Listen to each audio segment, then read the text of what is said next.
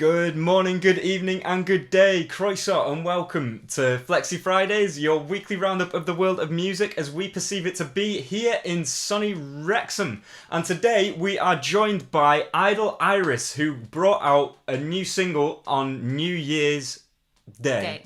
Yeah. And it is called Bad Intentions, and we will be taking a listen to it later on. So, how are you doing? I'm good, thank you. How are you? Yeah, not too bad myself. A little bit tired, but a little tired, little cramped in this lovely studio of yours. Thank you. Yeah, it is very little. So this is where the magic happens, right? Yeah, definitely. Yeah. Oh yeah. So, how long have you actually been making music for? Oh God. I can remember writing songs when I was like 13, 14 years old, but really got into it like when I was about 17, 18. And just since then I've just evolved. Like started off writing like quite poppy music, and I've kind of like gone a little bit more experimental with like my solo stuff now, because I used to be in obviously bands and stuff in the past, but now I've decided to do like some solo stuff. Yeah, I decided to be a little bit more experimental and true to me and kind of show you who that is. Nice. So how does that actually compare, being in a band to working solo? Well, I'd say one really good thing is that you have like total creative control. That's a big thing, I think, when you're working in a band, is that there's always going to be like disagreements on where you want to take it creatively. It's your baby, you're going to be precious about it. So but yeah, that is like one thing that I do really like.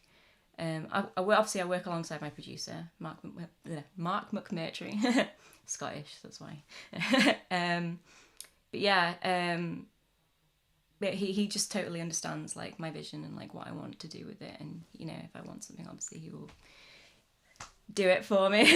But yeah. So what inspired you to start making music under the alias idol IRiS? Well, one of my main inspirations is Saint Vincent. And what I really liked about her was that, because her name is Annie Clark, and I think that Saint Vincent, the actual name Saint Vincent, gives her like this creative. It allows her to kind of be something separate from Annie Clark.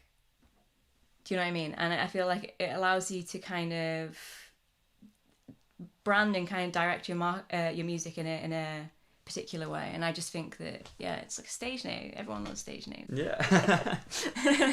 So who are some artists that influence your musical style? Right, so Saint Vincent, Metric, Lady Gaga, Placebo, just a whole bunch of stuff really. Like I listen to Jimi Hendrix, listen to Kate Bush, and like there's lots of little like different bits that I take from artists and try to like blend it to create like what is essentially me, because all that music is stuff that like resonates with me, and it's like the love child of all like my favorite things. But I think that's what everyone is really, like they all draw inspiration from artists, and they kind of create like the love child of all their favorite artists. And that's what's so great about music, is it's just constantly like replicating itself and like re-experiencing itself. Yeah. No, that's a nice way of putting it. The way it recreates itself. So do you have a specific intention in mind for your music? Where would you like to take this? Bad intentions. No. Yeah. Like, so with my music, you might begin to notice, particularly like the artwork and like the lyrical content, is that it's not always from the same perspective. So coming back to the idol IRiS thing, the songs aren't always written inherently from my perspective. There's always going to be a part of me that's in the songs, but ultimately they're all different perspectives, and the reason for that is because eventually I would absolutely love to create an extended media to go with the music, as like a comic book. Yeah, and I want it to be like a comic book that tells the story behind the music. And I want it to be full of like, you know, adventure and sort of like crazy stuff happening. But I've got an idea for it, and it's going to be set like partly in outer space. But yeah, So a lot of my music has like lyrical content that kind of like has that theme come in it as well, but kind of like a utopian, not utopian, dystopian vibe as well, post-apocalyptic kind of style, and it's gonna kind of be set around a bunch of astronauts that go to like recolonize on Mars and stuff. So it's gonna be like following that story. But yeah, there's like I've kind of got like 3 books planned potentially for it, and I kind of want to do like an album that goes with each one. Oh wow! So that like complement the music. But I'm probably not going to release this like ages from now because I've only kind of just started drafting like the outline of the story and stuff. So it's going to be a while. But it's something that you could potentially look forward to in the future. Yeah. No, that's exciting. That a multimedia conceptual. Yeah, I mean, like thing. like how Jared Way did all his, like he's done his comic books and stuff. I've always like, I mean, My Chemical Romance, you'll hear them in my music as well. And that's another one I absolutely adore, and yeah, I just found it really cool that he did that, and it's always something that I've really wanted to do. I'm really interested in like that kind of side of art and stuff. So it's a nice way to fuse 2 of my hobbies together. Nice. So, is there anything in particular that influences your lyrical content when you're writing? Yeah, so one thing that I really, really like about Placebo is how abstract their lyrics can be sometimes. So I kind of draw in a lot of that kind of stuff into my writing. But yeah, I mean, me and like Emily Haynes, I would say from Metric, we have like kind of a similar sort of vibe to our music.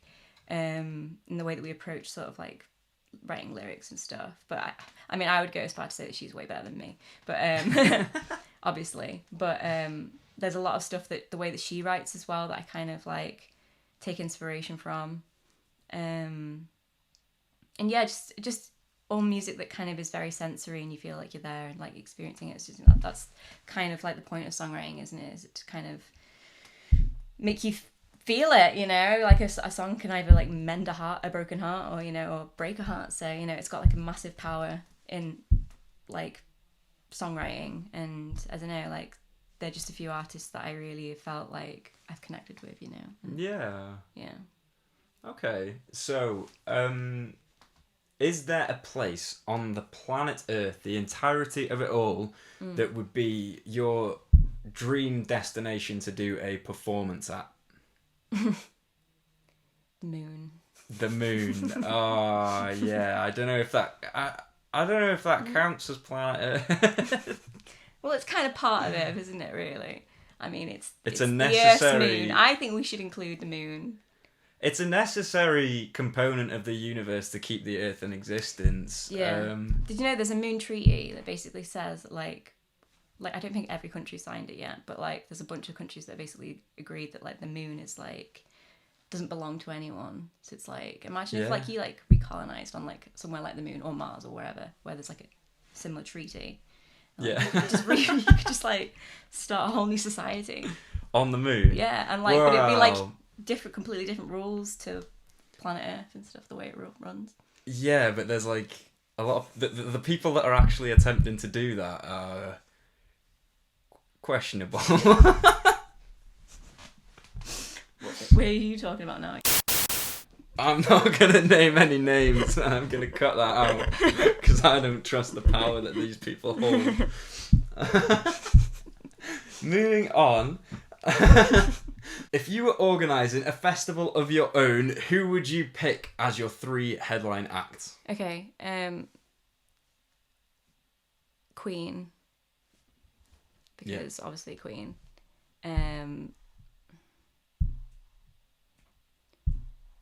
Jimi Hendrix. And Nirvana. Nice. I mean, in real life terms, that would be a very quiet festival. But in the world where we can summon the dead. Yeah. Fantastic. That would be beautiful choices. If we could choose any, them. Yeah, of course. Because you can't see them anymore, so. Legend. Or actually Fight Like Apes as well, because they like broke up recently, like a few years ago, and I was really annoyed because like when I just got into them, they like broke up, and I was like, oh, I'm never gonna see them live, and they were like my favorite band for like ages. So the power to organise and run a festival will be bestowed upon you prior to you learning how to summon the dead. Yeah. I'm I'm training in necromancy, so... I can't wait.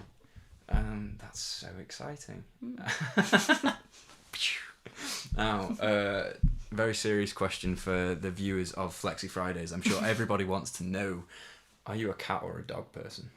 Okay, right.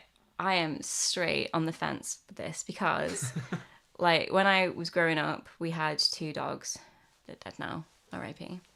We had a Dachshund and a Schnauzer. And just because I'd grown up with dogs, I absolutely love dogs. But then when I moved out, I got a cat, and he is called Jones, and he is the best kitty in the world. And I know what you're thinking, my kitty is the best kitty in the world. But no, my kitty is the best kitty in the world. Sorry, I'm getting too close to the mic again, aren't I? But yeah, so like I got like massive kitty fever when I got him, and like I love them both. I do love them both, but I have a cat. But yeah, I love all animals because I'm a vegan. So very nice. Well, I think that would be a perfect point within this episode of Flexi Fridays to throw on your most recent single, Bad Intentions, for our audience to hear. So enjoy this and we'll be right back.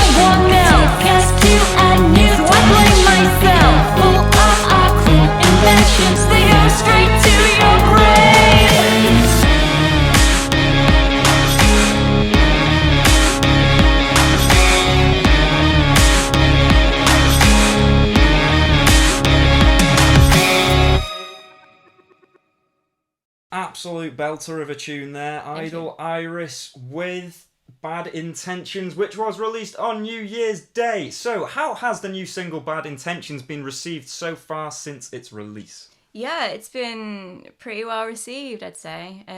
We've had a guy who is a Grammy Award winner He's a mate of my producer. He gave us some feedback when we were looking to release a song, and he said that he really liked it. I've been able to put it up in front of a few people, to be fair. I've sent it off to a bunch of like playlists and stuff, and it's been playlisted, so it's kind of cool. It's nice because obviously it's my first release, so kind of just like starting off as a solo artist. Yeah. And it's nice to have the music so well received. So yeah, I'm really excited to releasing some more. It's like I've taken the first step, like the first scary step, but now I'm like, right, I'm ready now. Yeah, keep the ball rolling. Yeah, keep totally. the momentum up. Yeah. So how do you go about composing your style of music? Okay, so I mean, when it comes to songwriting, I mean, it can happen anyway. I could just be like singing in the shower and just hum something that I really like, and hop out for a second and just record it into my phone and then come back to it at a later date. Or I could start off writing a beat. But yeah, it's all done through Ableton. That's the DAW that I use.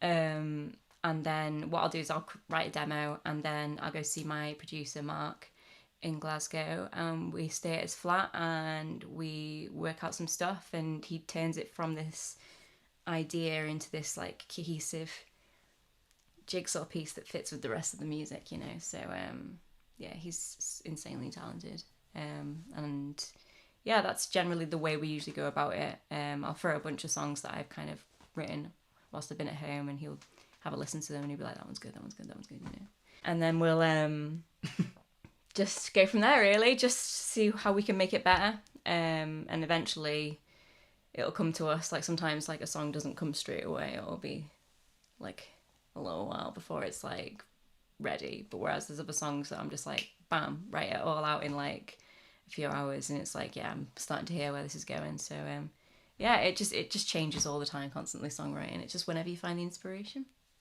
Yeah, of course. So at the beginning of Bad Intentions there, you hit a guitar, so is that you playing guitar as well? So is that the only instrument you play? So I play guitar. Obviously I produce at home, so I do it like keys as well. And I'm kind of learning how to do the old finger drumming on the push that I've got recently. But yeah, mostly guitar. And we do the bass as well. And yeah, it's one of those. Nice. Just a little bit of jack of all trades. What can I say? You kind of have to do though when you are a bedroom producer. You have to be able to do everything, Yeah. But yeah. So is Bad Intentions a standalone single, or is it something to be included on a future project like an EP or an album? Yeah, so like the way I was kind of looking at it, because I wanted to release an album, and I do have an album's worth of songs. Sorry, I'm shaking the mic here. I do have like an album's worth of songs, but the issue is that like I just kind of feel like nowadays people don't release albums; they just kind of release singles. And the way that I'm kind of telling the story, it's like each song is kind of like a chapter in the book, if that makes sense. It just kind of collects a vibe of like that moment, and so I just kind of feel like I'm just going to release it like as it is, as singles, and then at a later date look at like playlisting them into like actual sort of albums, and have like an artwork to go with that. Okay. That reflects the actual overall feel, because that's another thing, is that with my music I'm not actually telling the story like linear, because I'm telling it to you like, because I haven't actually finalized the story at the moment. I'm having to just like get all the artwork and that as close to as like this thing that I can see in my head. So I'm kind of just like releasing songs as they happen in my head. They might not actually be told like in order that they're actually happening, so it's like quite non-linear at the moment. So I'm going to chuck out a bunch of music, and then later on I'm going to like look at like playlist them together in like separate albums, so it's like this part's this part of the story and this part's, because obviously I'm still going to be doing it in 3 parts, aren't I? So yeah, that's kind of like the idea of what I was going to do with it, and then look at releasing them on vinyl at a later point as well. Yeah, so this is all going to come together as a genuine concept album of sorts. Totally. Or is it multiple albums? So it'll be what I'm looking at as a 3-album project, but I'm not going to like commit to that, because obviously like art is very fluid when you're making it, and things change. So but that's the idea I had. 3 concept albums. 3 concept albums, yeah. So this is going to be like the Lord of the Rings of the Yeah. music scene. Yeah, so the overall series is going to be called Space Sex. You get it? It's a little pun. Because it's set out of space. Okay. Space Sex, not Space X. How are you spelling it then? Like Space Sex, all one word, but with a capital X at the end. Okay. Yeah. So the first album is going to be called IRiS and the End of the World. Second album is going to be called IRiS and the Death of Us. And then the third album is going to be called IRiS and the Edge of the Universe. That was kind of like the idea that I had for it. Oh, wow. Yeah. So this is really thought out. Yeah. It's like a little like thought out concept that I had. Just because like, as I said before, the music, it's like this whole other world that I'm like writing. And I really want to like put like a really nice visual to go with that. Obviously, like I'm on a budget at the moment because I'm an independent artist. If you want to like send me money to my Patreon, I'm gonna set that up soon. Yeah, like I've got like the concept of it at the moment, but when it comes to like lyric videos and stuff, I'm gonna put as much in it that I feel is like relevant to the comic as well. But I'm still working out like the actual sort of visual side of it as well at the same time. Like I haven't got it set in stone like what the story is going to be like entirely. I've just got ideas, and I think it was like David Lynch. Have you ever seen his masterclass? He says I think it's like if you've got 70 ideas, you've got a film. So, and I'm going for like 3 films here. So, so it's like what 210 ideas? Is that right? My math right? 70, 140. Yeah, 210. Yeah. I had a little brain fart. Yeah.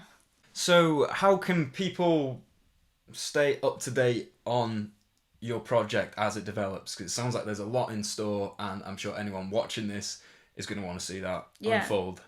So I think for me, just follow my socials. Like at the moment, I'm still kind of like setting up like a website and stuff, but if you follow my socials, I pretty much update everything on there. Like post on my stories, my Instagram stories.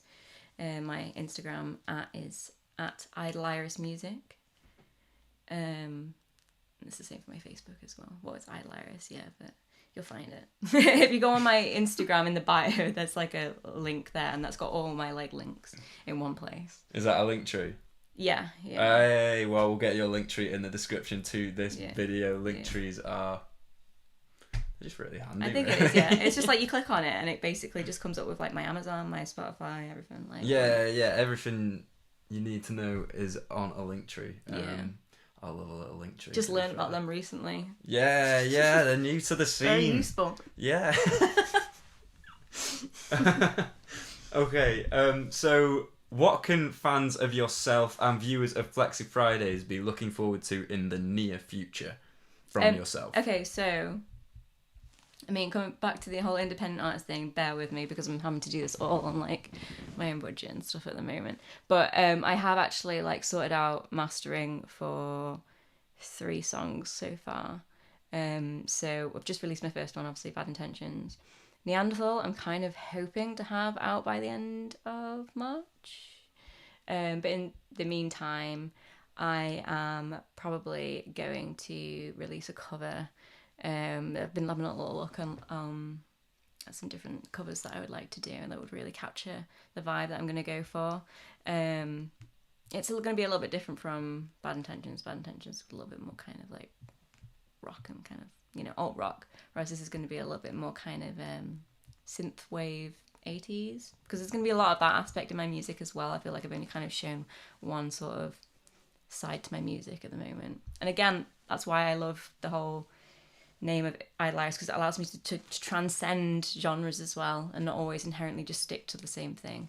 Like you'll find that a lot of like pop punk in my music and like again synth wavy kind of stuff as well. Just all sorts of stuff. Yeah. So yeah, I'm excited. Yeah. Sounds like there is a lot going on. Yeah. So do you have any final words that you would like to leave with our audience and the fans of Idle IRiS? Yeah, just thank you to everyone so far who supported me. It's been really fun so far and I'm looking forward to like seeing what's in store. And I hope you're looking forward to the single. And I hope you enjoy it. Thank you. Yeah. No doubt. So that is that is it for this week's episode of Flexi Fridays. I will be sure to link the relevant information for staying up to date with IRiS online in the description to this video. And thank you so much for taking the time to come and be on the show. Thank you for coming in. I'm recording in my studio. Yeah, your lovely yet tiny studio. The lava lamp started to melt now.